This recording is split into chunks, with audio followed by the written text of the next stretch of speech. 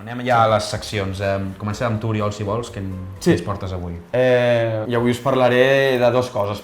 Tinc un joc relacionat amb cine i política i unes recomanacions que són les obres audiovisuals /pel·lis que més m'han agradat del que portem d'any. Llavors, comencem per on vulgueu. Si pots no mirar, que llavors el joc fas trampes. El joc m'ha... El joc, sí, no? Sí. Porto una sèrie de polítics, que m'hagués agradat que fossin alguns més actuals del que són. Però, sincerament, he buscat polítics actuals i no he trobat la informació corresponent.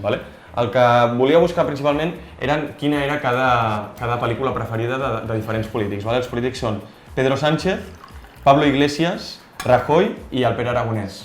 Sé que alguns estan desfasadíssims, però sincerament he buscat i no he trobat la informació. Però pensava que diries Antonio Maura o... No, polítics del segle XXI, però volia com que alguns que encara estiguessin a la primera línia política, saps? Però bueno, comencem amb Pedro Sánchez. Jo us diré 3 pel·lis, i per començar, quan jo us hagi les 3 opcions, m'heu de dir quina creieu vosaltres que seria de les 3 i després quan jo ja us digui quina és, em dieu quina us hagués semblat a vosaltres d'entrada que era com... D'aquestes 3? No, que no sigui d'aquestes 3. Comencem amb Pedro Sánchez. Jo he posat 3 opcions.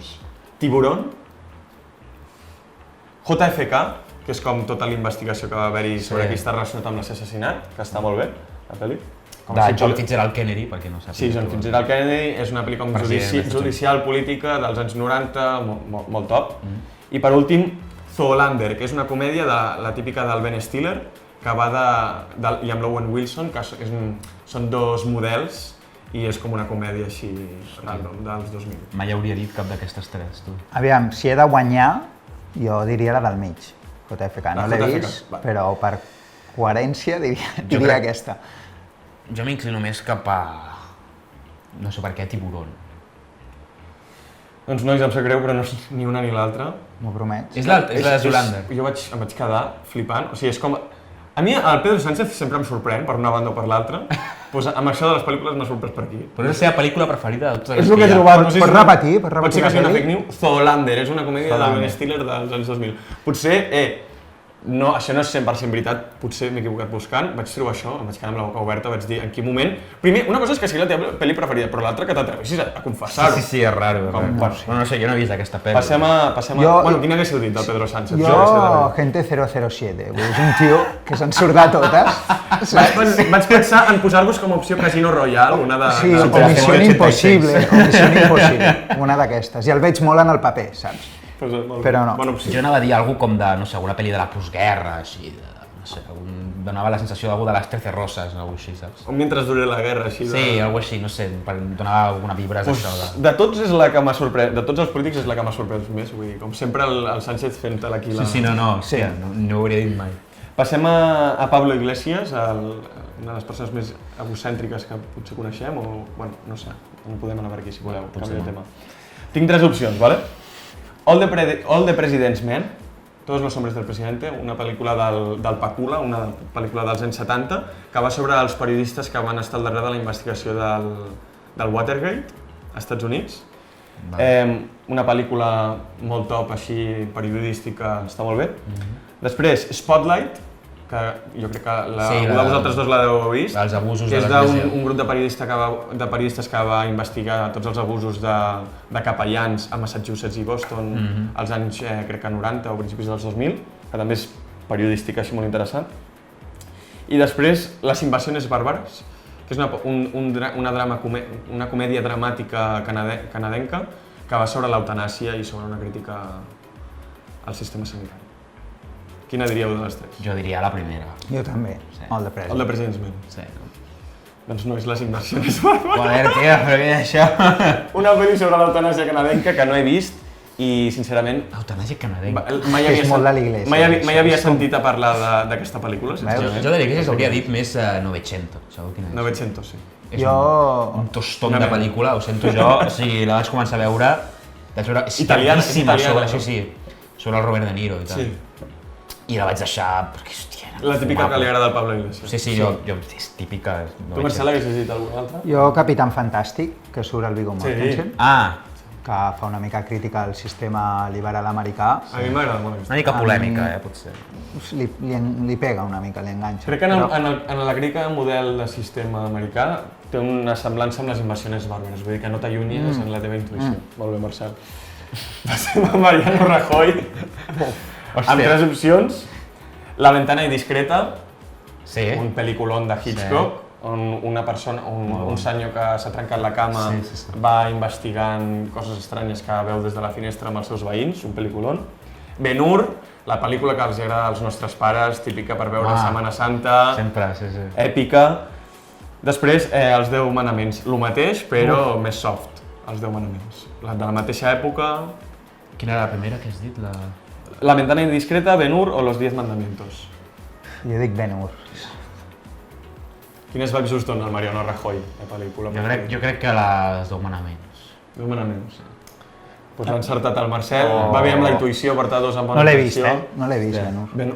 No l'has vist? Vale, un moment, només per haver dit això et trec el punt, però... O sigui, com pot ser que no hagis vist mai Ben-Hur? S'ha de veure. No em sona. Doncs el que has de fer la pròxima Setmana Santa és veure aquesta. Cada Setmana Santa, a la 1, la foto. És un must, me la sé de memòria, aquesta pel·lícula.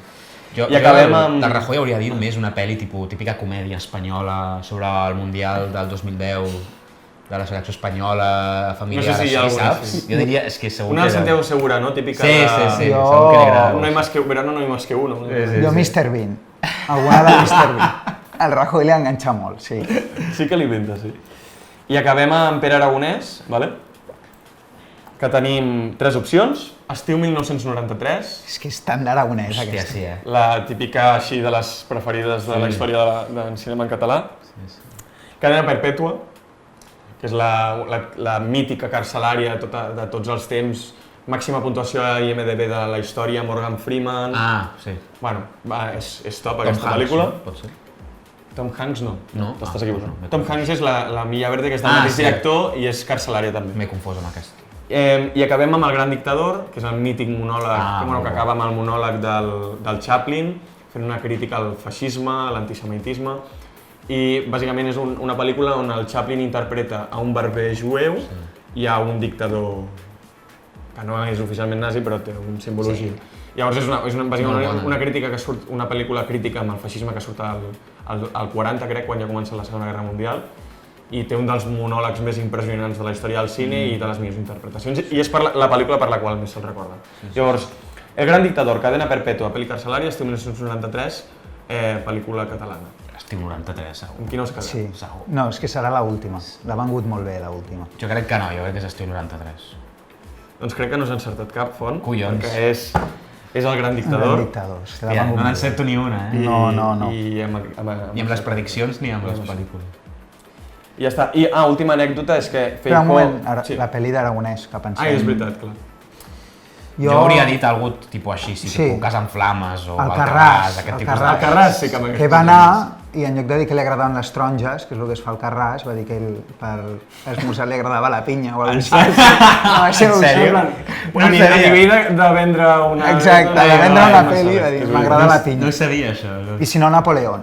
Hòstia, no. que Pel·li infumable. No mireu Napoleón. No l'aneu a veure, no? No la mireu. I última anècdota, que no us faré ni el joc perquè no m'ha donat la gana, és dir que Feijóo i Donald Trump comparteixen pel·lícula preferida, així com a anècdota, que és Ciudadano Kane.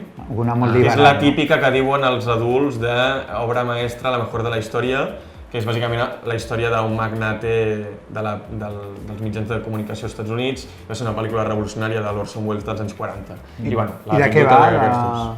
De què va, exactament? No, això és com de la seva vida, com investiga la seva mort un periodista i la seva vida, i a través de flashbacks et va explicant com va ser la seva vida. I, bueno, aquesta anècdota. Llavors, jo tenia una altra part de la secció, però potser porto massa estona i potser ho puc deixar per un altre dia. Com vegis. Penso que potser en 10 minuts ja està bé, sí. Ho puc deixar per un altre dia. Molt bé, doncs moltes gràcies, Oriol, per aquesta gran secció. Ha estat molt divertit. Anem ja a la següent, si vols anar tu, Marc.